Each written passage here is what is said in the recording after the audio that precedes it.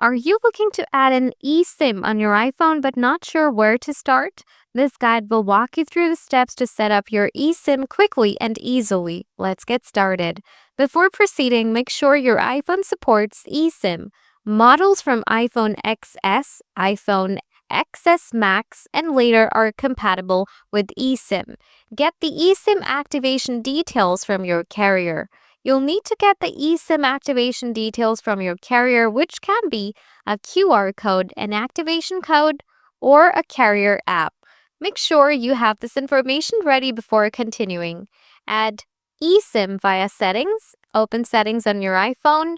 Scroll down and tap on Cellular. Scroll down. Tap Add eSIM. You can choose Transfer from nearby iPhone or you can select QR code. Once you scan your eSIM to your iPhone, this will be activated. By following these steps, you should be able to successfully add an eSIM to your iPhone. Let me know if these steps helped or if you have further questions.